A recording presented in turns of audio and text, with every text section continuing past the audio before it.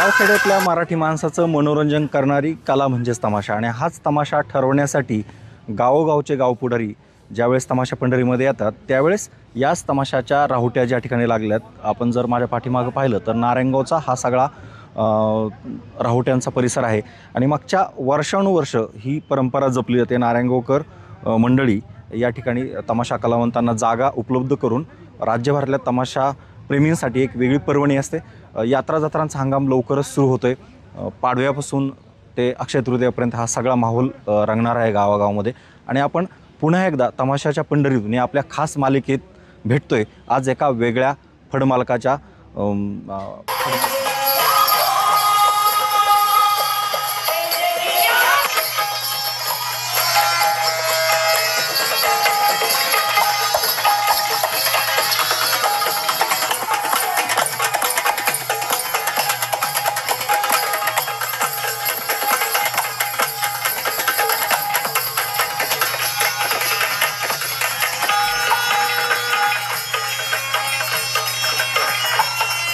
मागं जर पाहिलं तर हे नाव महाराष्ट्राला सांगण्याची गरज नाही आहे, कारण हे नाव आहे महाराष्ट्रातल्या गावागावामध्ये गावखेड्यामध्ये पोहोचलेलं नाव आहे। दत्ता महाडिक पुणेकर खरं तर संगीतरत्न ही उपाधी ज्या माणसाला मिळालेली आहे महाराष्ट्र शासनाच्या वतीने तोच हा तमाशा आहे।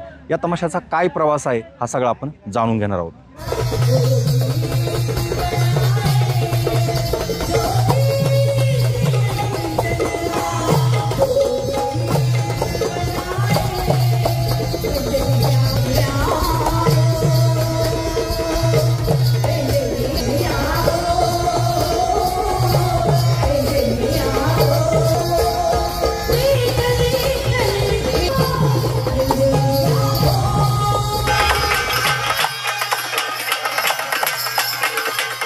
तर बेल्ले येथील तमाशा हा महाराष्ट्रातील प्रचंड लोकप्रिय आहे।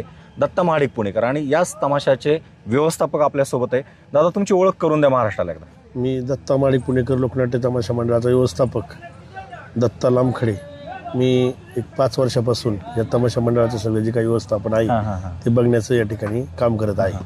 खरं तर हा तमाशा मराठी माणसाला सांगण्याची गरज नाही, कारण जे नामांकित 4-2 तमाशे महाराष्ट्रात जे माहिती आहेत त्यातला हा एक तमाशा आहे आणि याच तमाशाचं तुम्ही व्यवस्थापन मागच्या 5 वर्षापासून करताय। किती जुना तमाशा आहे, किती पिढ्यांपासून हा चालत आलेला आहे? 1964 साली या तमाशाची स्थापना झाली। त्याच्या अगोदर गणपतराव हिमाने असतील किंवा तुकाराम खेडकर असतील किंवा नगरकर असतील, ह्या तमाशामध्ये आमचे जे मेन मालक आहेत संगीत दत्ता महाडिक पुणेकर यांनी वेगवेगळ्या भूमिका त्या ठिकाणी केल्या आणि एक संगीताची म्हणजे आवाजाची एक देणगी खऱ्या अर्थानं त्यांना या ठिकाणी मिळाली आणि म्हणून जनतेने त्यांना संगीतरत्न ही पदवी बहाल केली आणि तिथून पुढे संगीतरत्न दत्ता महाडिक पुणेकर ओग सम्राट चंद्रकांत ढवळपुरीकर या नावाने तो 64 सालापासून हा तमाशा स्थापन झाला आणि 82 सालानंतर हे तमाशाचं वर्गीकरण झालं। मग चंद्रकांत ढवळपुरीकर आणि दत्ता महाडिक पुणेकर असे वेगवेगळे तमाशे झाले। त्याच्यानंतर दत्ता महाडिक पुणेकर आणि गुलाबराव बोरगावकर असे अनेक वर्ष ही तमाशाची जोडी या महाराष्ट्राच्या लोकांनी या ठिकाणी डोक्यावर घेतलेली आहे आणि दत्ता महाडिक म्हणजे संगीतरत्न आणि गुलाब मामा बोरगावकर म्हणजे विनोदाचा बादशाह अशी ही जोडी। आणि यांनी वेगवेगळे वगनाट्य असतील, त्या काळामध्ये वगनाट्याला फार किंमत असायची आणि वगनाट्य म्हणलं की ह्या लोकांकडे बघितलं जायचं। आमच्या मालकांनी जी संत तुकाराम महाराजांची भूमिका केली खऱ्या अर्थानं ते तुकाराम महाराजांच्या नावाला त्यांच्या त्या पर्सनॅलिटीला शोभल अशी भूमिका असायची। ते अशी भूमिका करायची की तो वगनाट्य संपल्यानंतर रसिक लोक स्टेजच्या पाठीमागे येऊन त्यांच्या पाया लाईन लावून दर्शन घ्यायचे, म्हणजे अशी ती भूमिका त्यांनी या ठिकाणी केली। त्या काळामध्ये ऐतिहासिक असेल, सामाजिक असेल, विनोदी असेल, कौटुंबिक असेल किंवा धार्मिक असेल असे वेगवेगळे वगनाट्य त्या ठिकाणी व्हायचे आणि त्या दर्जाचे कलाकार पण त्यावेळेला होते म्हणून ते वगनाट्य चांगले व्हायचे। खरं तर प्रत्येक तमाशाची एक वेगळी ओळख असते। कोणाचं गणगवळण पॉप्युलर असते, कोणाचं मधला जो फारसा असतो तो पॉप्युलर असतो, कोणाचा मधला गाण्यांचा किंवा लावण्यांचा कार्यक्रम पॉप्युलर असतो, कोणाचं वगनाट्य। पण दत्ता महाडिक हे नाव जर ऐकलं महाराष्ट्राने तर आजही त्यांची गाजलेली गाणी आहेत। अख्खा तमाशा हा फक्त गाण्यांभोवती कटिबद्ध असायचा आणि स्वतः फडमालक स्टेजच्या प्रत्येक पार्टमध्ये उपस्थित असायचे आणि स्वतःच्या गाण्यांनी त्यांची एक वेगळी ओळख असायची। दत्ता महाडिक पुणेकर म्हणजे एक आवाजाचा बादशाह आणि त्यांना मोमीन कवटेकर असतील, अशोक कटे असतील किंवा काही गीतकार असतील, हे गाणी लिहून द्यायचे. आणि त्या काळामध्ये मुंबईला खूप मोठी मैदानं असायची आणि एकदा दिवाळीच्या अगोदर मुंबईला तमाशा जायचा. मग आपल्या भागचा जो मराठी माणूस आहे पश्चिम महाराष्ट्रातला तो ज्यावेळेस तिकीट काढून तो तमाशा बघायला जायचा आणि महाडिक अण्णांचं एक गाणं ऐकलं की तो निघून जायचा, त्याला दुसऱ्या दिवशी कामाला जायचा असतो. तो काय म्हणायचा की महाडिक अण्णांचं एक गाणं ऐकलं आपले पैसे फिटले. आणि महाडिक अण्णांचं एक वैशिष्ट्य होतं, त्यांनी एखादी गोष्ट जर करायची म्हटलं तर ते मनापासून करायचे. ते ज्यावेळेस एखादी गोष्ट समजा संत तुकाराम वगनाट्यामध्ये ज्यावेळेस वैकुंठ गमन होतं त्यावेळेला तो सीन त्यांनी स्वतः बसवायला, त्यांना असे सीन वगैरे बसवण्यासाठी खूप आवड असायची. आणि जरी एखादी नवीन वस्तू तमाशा मंडळामध्ये घेतली तरी ती पूर्ण खोलायची आणि त्याच्यामध्ये काय नाविन्यपूर्ण आहे हे ते शोधून काढायचे. आणि त्यांचं इतकं बारीक लक्ष असायचं की बुवा इंजिन चालू झालं बंद पडलं तर ते स्वतः सुद्धा नीट करायचे. म्हणजे इतकं बारकाईने त्यांचं लक्ष तमाशा मंडळासाठी पूर्णपणे होतं. एक वेळेस त्यांनी आर्थिक व्यवहारामध्ये काही लक्ष दिलं नाही, परंतु स्टेजवरती आणि ज्या काही तमाशाच्या बाबी आहेत बाकीच्या यामध्ये त्यांचं बारकाईने लक्ष असायचं. आणि खऱ्या अर्थानं त्यांचं गाणं हीच त्यांची खरी ओळख या ठिकाणी राहिली. आजही दत्ता माणिकचं गाणं जर लागलं, आपण रेकॉर्डला वगैरे कुठं टेपला वगैरे जर लावलं की टेप तर नाही राहिले पण आता मोबाईल वगैरे लागलं आणि एखादा माणूस किती जरी घायचा आला असला तरी ते गाणं ऐकण्यासाठी 2 मिनिटं होईना पण स्तब्ध होतो. असं त्यांचं ते गाण्याची खास हेच अण्णांचं नाव पुढं गाव तुमचं बेल्ला जे गाव आहे बेल्ला जपून ठेवलं. आपल्याला मागच्या काही वर्षामध्ये गावात बेल्ला तमाशा महोत्सव भरतो तो अण्णांच्या. तर दत्ता माणिक पुणेकर यांच्या नावाने या ठिकाणी बेल्ले गावामध्ये जवळजवळ 5 ते 7 वर्षापासून तमाशा महोत्सव या ठिकाणी चालू झाला आहे. मग त्या ठिकाणी काही तमाशा फळं असतील, काही लावणी सम्राटणे असतील किंवा काही वेगवेगळी भेदिक गाणी असतील यामध्ये त्यांना संधी देण्यात आली.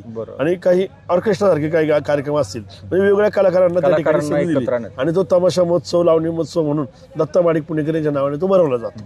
खरं तर तमाशा म्हणजे काय फक्त तमाशा कलाकारच नाहीत तर त्याच्यामध्ये महाराष्ट्रातल्या वेगवेगळ्या कला त्यात समाविष्ट करण्याचा एक प्रकार आहे आणि तोच बेल्ला गाव जपते. अण्णांच्या फॅमिलीबद्दल थोडंसं मला जाणून घ्यायचंय. सध्या अण्णांच्या फॅमिलीची कोणती पिढी नेमकी हे सगळं पुढे चालवते तमाशा? आता तसं पाहिलं तर अण्णांचे मोठे चिरंजीव सुहास महाडिक आणि त्यांचे धाकटे बंधू संजय महाडिक ही तमाशाचं सर्व पूर्णपणे जे काय आहे व्यवस्थापन ते सर्व ते बघतात. त्यांना सहकारी म्हणून विनायक माडिक असेल किंवा विनोद माडिक असेल किंवा सुहास माडिकची मुलं असतील, संजय माडिकची मुलं असतील, एक संजय माडिकचा नातू आहे. म्हणजे जवळजवळ 4 पिढ्या आता एकाच वेळेला तुम्हाला ह्या स्टेजवर बघायला भेटेल. दत्ता माडिक, त्यांची मुलं, त्या मुलांची मुलं आणि त्यांचे मुलं म्हणजे नातवंड पतवंड म्हणजे 4 पिढ्या तुम्हाला एका वेळेस स्टेजवर तुम्हाला बघायला भेटतील. असा 4 पिढ्यांचा तमाशा आहे. आणि दत्ता माडिक हे तसं पाहिलं तर मूळचे तमासगीर नाही परंतु लहानपणापासून त्याला आवड होती. म्हणजे असं सांगितलं जातं, एवढं काय फार त्यांचा माझा लई असं घनिष्ठ संबंध आला असं काय नाही, परंतु त्यांना जवळून पाहिलेलं आहे आम्ही. अगदी हळव्या मनाचा हा माणूस होता. त्यांना फार लक्ष्मीचं वेळ नव्हतं, सरस्वतीचं जास्त वेळ असायचं. त्यामुळं फार मोठं त्यांच्याकडे सरस्वती त्यांना प्रसन्न होती असं सांगतात. नक्कीच. आणि अण्णा म्हणजे ते भजन वगैरे पण करायची. तमाशावर आल्या गावात जर भजन असेल तर भजन पण करायचे. असं एक म्हणजे अष्टपैलू व्यक्तिमत्व तमाशा सृष्टीतील एक अष्टपैलू व्यक्तिमत्व म्हणून होतं. फार कमी बोलणार परंतु स्टेजवरचं जे काय आहे तमाशाशी निगडीत जे गोष्टी आहेत ते अगदी मन लावून करणार असं त्यांचं काम होतं. खरं तर आपल्याला माहिती महाराष्ट्राची ग्रामीण भागातली एक महत्वाची कला गावखेड्यामध्ये आजही जपली जाते. तुमच्या लहानपणापासून वेगवेगळे तमाशा तुम्ही पाहत आले असाल पण अलीकडं थोडीशी या कलेला घरघर लागलेली अडचणीचा काळ आहे. त्याची कारणं काय वाटतं? कारण तुम्ही पण एका गावचे सरपंच आहात म्हणजे त्याबद्दल सुद्धा आम्हाला जाणून घ्यायचं. कारण तुम्ही फक्त व्यवस्थापकच नाहीत तर ती नेमकी तुमच्याकडे काय काय पद आहेत सध्या? सध्या आता माझ्याकडे तसं पाहिलं तर कुठलंच पद नाहीये. मी आमच्या मंगरुळगावचा माजी उपसरपंच म्हणून या ठिकाणी 5 वर्ष कार्यरत होतो. आणि माझ्याकडे एक श्री साई गणेश कृपा ग्रामीण विकास सहकारी पतसंस्था आहे, त्या पतसंस्थेचा संस्थापक आहे. आणि एक चांगली आमच्या गाव पातळीवरती एक चांगली ती पतसंस्था आहे, त्याची सुद्धा एक त्या गाव पातळीवर चांगला दबदबा आहे. एक 5-6 कोटी असणारी ठेवी असणारी ती संस्था आहे, ती संस्था मी या ठिकाणी चालवतो. आता तमाशाचा फरक म्हटलं तर जी काही जुनी मंडळी आहेत त्यांच्याकडून जुन्या मंडळीकडून जी काही माहिती भेटली तर जे जुने माझ्यासारखे व्यवस्थापन करणारी जी काही जुनी मंडळी आहेत ते असे सांगायचे की ज्यावेळेस गावकरी तमाशा ठरवायला आले तर ते विचारायचे बा तुमच्याकडे कुठलं वगनाट्य आहे, कोण कलाकार आहे, कोण कलाकार कोणतं काम करतो हे विचारायचे. परंतु आत्ता जो अलीकडचा काळ झाला एक 5-10 वर्षातला किंवा मी जेव्हापासून व्यवस्थापन बघतो तेव्हापासून गावकरी आल्यानंतर पहिले विचारतात मुली किती आहेत, किती वयाच्या आहेत, कोण वगनाट्य कोणतं आहे किंवा कोण कलाकार आहे असं काही कोणी काही विचारत नाही. परंतु ऑर्केस्ट्रा सारखं तमाशा झाला पाहिजे ही भावना निर्माण झाली आणि म्हणून तमाशाचं जे काही मेन हृदय आहे जो गाभा होता मेन गाभा तो संपला. नष्ट झाला. म्हणजे त्याच्यामध्ये गणगवळण व्हायला पाहिजे, व्यवस्थित फारसा व्हायला पाहिजे, ऑर्केस्ट्रा थोडाफार व्हायला पाहिजे, जुनी मराठी हिंदी गाणी, बरोबर. आणि त्यानंतर वगनाट्य आणि भैरवीनं कार्यक्रमाची सांगता. अशा प्रकारचा हा 5 अंगाने एकत्र केलेला तमाशा. परंतु तमाशाचा ऑर्केस्ट्रा होत चालल्यामुळं खऱ्या अर्थानं तमाशाचा बाज हा बाजूला गेला आणि याला ऑर्केस्ट्राचा बाज या ठिकाणी निर्माण झाला. मागणी तसा पुरवठा आपण जे म्हणतो. मागणी तसा पुरवठा झाला, परंतु मग तमाशा होता हा तमाशा त्या पद्धतीचा राहिला नाही. त्याच्यामुळे जे जुने रसिक आहेत ते आता तुम्हाला तमाशाला येताना दिसणार नाही. तर पूर्वी जर तमाशा रात्री 10ला चालू झाला तर दिवस उगेपर्यंत सकाळपर्यंत होता. आता किती वेळ तमाशा चालतो, लोक थोडी गणगवळून बघतात, थोडंसं रंगबाजी बघतात, पाठीमागचे जे पब्लिक असतं ते निघून गेलेलं असतं आणि त्यानंतर जे पब्लिक आहे ते पुढे सर्व तरुण पब्लिक बसलेलं असतं. तरी पण काही गावच्या यात्रा 2 दिवस 3 दिवस असतात. 3 दिवसापैकी 1 दिवस तरी तमाशा लोक ठेवतात. नाही, तमाशाच ही खरी यात्रेची ओळख आहे. माणूस म्हणतो कुठली यात्रा आहे, अमुक अमुक गावची यात्रा आहे, कुणाची बारी आहे. सहज आपण एक मराठी माणूस बसला का असं विचारतो कुणाची बारी आहे, म्हणजे आपण बारी नाही, अरे बारी नाही मग तमाशाला यात्रेला जायचं कशाला. गाव खेड्यामध्ये जशी बैलगाडा शर्यतीची बारी असते तशी यात्रेत 100% तमाशाची बारी पण महत्वाची आहे. कारण ज्या वेळेला आपल्या घरी 4 पाहुणे येतात, त्यांचं संध्याकाळी जेवण होतं, त्यावेळेला त्यांचं एक मनोरंजनाचं करमणुकीचं साधन म्हणून हे ठिकाणी तमाशा ठेवायचा असा एक रीतिरिवाज पहिल्यापासून पडून गेला. पण तो रीतिरिवाज अजूनही चैत्र आणि वैशाख महिन्यामध्ये टिकून आहे. म्हणून तर खऱ्या अर्थानं हा तमाशा टिकलाय. ह्या चैत्र वैशाख महिन्याच्याच जोरावरती हा सगळा तमाशाचे फड महाराष्ट्रामध्ये टिकून आहेत. तुम्ही जरी कलाकार नाही, तुम्ही गावचे माजी सरपंच आहात, अण्णांचा तमाशा लहानपणापासून पाहत आलात, पण अण्णांची अशी कोणती गाणी आज पण तुम्हाला भावतात? जरी तुमचा आवाज नसला तरी मी त्याची फक्त काही नावं ऐकण्यासाठी इच्छुक आहे तुमच्याकडे. सुरुवातीची काही कडवी मला म्हणजे कडवी पण पूर्ण नाही माहिती, पण लंगडं उडून मारते टंगडं, लिंग तेरावं, अजून वगनातली अशी बरीच गाणी आता मला असं आठवत आहे. सारा हाबरेट झालं, अशी अनेक गाणी आहेत की जी अण्णांची गाणी फेमस झाली. आजही काही लोक आवडीनं ती गाणी म्हणतात. बरोबर. आणि ती लोक गाणं म्हणण्यासाठी कुठं आम्हाला संधी मिळते का अशी वाट बघत असतात. आणि आपण जर पाहिलं तर बदलत्या सामाजिक परिस्थितीमध्ये त्या काळात ती प्रत्येक गाणी सूट होणारी होती. अण्णांनी एक वाक्य असं सांगितलं होतं की काही दिवसांनी तुम्हाला पाणी विकत घ्यावं लागेल, दुधापेक्षा पाण्याला बाजार जास्त मिळेल. खूप जुनं गाणं होतं, हे जुनं गाणं होतं आणि त्या गाण्यामध्ये त्यांनी सांगितलं होतं. आणि ती परिस्थिती आज खरी झालेली. त्यांनी जी गाणी म्हटली, ज्या परिस्थितीनुसार त्यांनी ती गाणी म्हटली, ते 100% गाणी आज खरी ठरलेली आहेत. म्हणजे जसं अध्यात्मामध्ये परमार्थामध्ये काही संत मंडळी होऊन गेली, तमाशा क्षेत्रातला तसं दत्ता माडिक एक संत होऊन गेला असं म्हणायला काही हरकत नाही. नक्कीच. आपण पुन्हा एकदा भाऊंच्या फडाबद्दल माहिती घेऊया. आता सध्याच्या जो काही फड आहे आपला चालू, त्याच्यामध्ये फॅमिलीतली जी माणसं आहेत ते नेमकं कोण कोण काय काय कामं करतात? तर त्याच्यामध्ये त्यांचा थोरला मुलगा आहे सुहास माडिक, हे पिटी वाजवतात. जो 2 नंबरचा मुलगा आहे जे व्यवस्थापन सांभाळतात, तो अण्णांची कोणतं पण गाणं म्हणतो, संजय माडिक. सुहास माडिकचा एक मुलगा आहे बाळासाहेब माडिक, तो ऑर्गन वाजवतो. तसेच संजय माडिकचे 2 मुलं आहेत, एक मुलगा ढोलकी वाजवतो, एक मुलगा सरदारकी म्हणजे गणगवळणीचं काम करतो आणि गायक आहे. आणि एक संजय माडिकचा नातू आहे, तो कच्ची वाजवतो आणि पाठीमागे कोरसला पण काम करतो. आणि एक फारशामध्ये विनोद असतो, तर विनोदाचं काम करतो. तसेच बाळासाहेब माडिक असेल किंवा दर्शन माडिक असेल किंवा आकाश माडिक असेल, हे जी नातवंड आहेत त्यांच्याही सौभाग्यवती ह्या पार्टीमध्ये काम करतात. काही डान्सचं काम करतात, काही गायनाचं काम करतात. अशा प्रकारचे जवळजवळ 11 माणसं. एक विनायक माडिक त्यांचे बंधू आहेत, तो एक अस्सल सोंगाड्या म्हणून त्याच्याकडे पाहिलं जातं. तोही काही अण्णांची गाणी म्हणतो आणि सोंगाड्या म्हणून त्याचं ओळख फार महाराष्ट्रामध्ये चांगली आहे. यावेळेस फडाची वैशिष्ट्य काय आहेत? म्हणजे कोणती वगनाट्य आता सध्या महाराष्ट्रात डिमांड आहे? आता आपण जसं पाहिलं की वगनाट्याला तशी मागणी नाही, तरी सुद्धा काही वगनाट्य असतील आणि जर फारसा असेल, मिमिक्री असेल किंवा गाणी असेल, त्यात वेगळेपण काय यावेळेस? आता विषय असा आहे, तमाशामध्ये फार वेगळेपणा ऑर्केस्ट्रामध्ये करता येतो, गणगवळणीमध्ये फार वेगळेपणा काही करता येत नाही. परंतु रचनात्मक काही गवळणी वगैरे असतात, त्याच्यामध्ये त्या गवळणी स्वतः संजय माडिक तयार करतात. त्यांचा मुलगा दर्शन माडिक ह्या त्या गवळणी या ठिकाणी सादर करतो. ऑर्केस्ट्रामध्ये सुद्धा जी नवीन गाणी असेल, काही जुनी गाणी असेल. आता पुन्हा एकदा लोकांचा कल हिंदी गाण्याकडून मराठी गाण्याकडे चाललेला आहे असं दिसतं. मराठी लावण्यानं पण आता मागणी वाढलेली आहे. आणि विशेषतः म्हणजे मुलींच्या जोरावर तमाशा चालू आहे आता सध्या. फार कलाकारला मोठा आणला म्हणून तमाशा चांगला होईल असं नाही, पण मुली चांगल्या असल्या, तरुण मुली असल्या तर तमाशा चांगला आहे असं पब्लिकची डिमांड या ठिकाणी खऱ्या अर्थानं राहिली आहे. आता ऑर्केस्ट्रा झालं तर तुम्ही म्हणता वगनाट्य, तर वगनाट्यामध्ये फार डिमांड आहे असं नाही वाटत, परंतु 1-2-3 वगनाट्ये आमच्याकडे आहे. बिलांची टोळी असेल, फेट्याचा फारसा असेल, चहाचा फारसा असेल, किंवा ही झुंज कुंकवाची, 2 बायका फजिती आहे का, ह्या ज्या छोटी छोटी जे 1 तासाची वगनाट्य, पूर्वी 3 तासाची वगनाट्य असायची, आणि ती म्हणजे त्याच्यातून अर्थ काय घेण्यासारखा असायचा. परंतु आता फक्त एक टाइमपास म्हणून वगनाट्य या ठिकाणी सगळ्या सादर केला जातो. बरोबर. आणि विशेषतः वगनाट्य सातारा भागामध्ये किंवा दिवसा कार्यक्रम असेल तरच वगनाट्य चालतो. रात्रीच्या तमाशाला जर 10 ठिकाणी तमाशा केला तर 2 ठिकाणी वगनाट्य करावं लागतं. 8 ठिकाणी 2 गाणी वाढवा आणि वगनाट्य करू नका असं गावकरी सांगतात. खूप छोटी खेडी असतात, ग्रामीण भाग असतो, त्या लोक जिथं काही इतर साधनं नाहीत, म्हणजे टीव्ही, दूरदर्शन सारखी जी माध्यमं पोहोचलेली नाहीत, ज्या गावात खूपच महाग असले, पण अशा ठिकाणी लोक थोडीशी वगनाट्याची मागणी करतात. आणि तिथल्या लोकांना तमाशा कलावंताबद्दल आपुलकी सुद्धा फार असते. असा विषय फार आपुलकी असते. आपण जर अलीकडच्या काळात जर पाहिलं तर गाव असेल, तालुका असेल, कसं अण्णांच्या नावाला पुढे घेऊन जाते?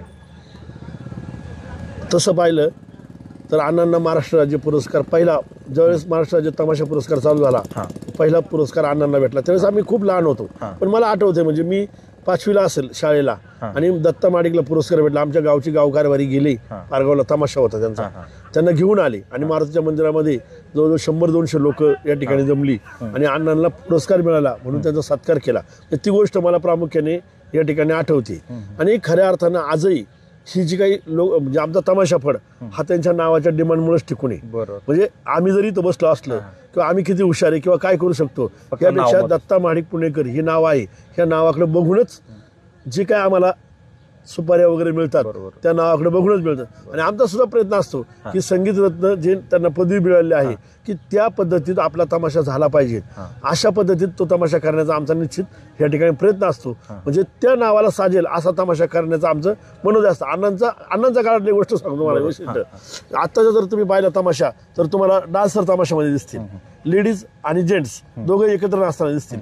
परंतु तुम्हाला जर तुम्ही जुन्या लोकांना जरी विचारलं किंवा माहिती घेतली तर अण्णांच्या काळामध्ये असं नव्हतं. अण्णांच्या काळामध्ये लेडीज आणि जेंट्स हे लेडीजच असायचे. बरोबर. लेडीजच जेंट्सची कपडे घालून लेडीज आणि जेंट्स हे एकत्र नाचायचे. परंतु आता तसं लोकांना आवडणार नाही आणि तशी आम्ही पण करत नाही. आता आमच्याकडे आता 6 डान्सर आहेत, 15 मुली आहेत. म्हणजे ते गरज लागली, तुम्ही जसं जशी मागणी तसा पुरवठा अशी गरज लागलेली आहे. मला 2 आठवणी या निमित्ताने जाणून घ्यायच्यात. या सगळ्या प्रवासात तुम्ही सुद्धा अनेक वर्ष हा तमाशा पाहत आलात. असा कटू प्रसंग कधी आलता का या तमाशाच्या स्टेजवर महाराष्ट्रात गाजलेला? अशी एखादी आठवण आणि एखादी गोड आठवण, अशा 2 आठवणी या निमित्तानं तुमच्याकडून जाणून घ्यायच्या का अण्णांना किंवा त्यांच्या लाईफमध्ये तमाशाच्या स्टेजवरती किंवा महाराष्ट्रात एखाद्या गावामध्ये असा अडचणीचा प्रसंग आला असा एखादा आहे का? आहे ना.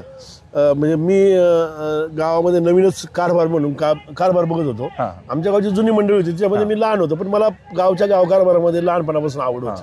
आणि असाच एक प्रसंग होता.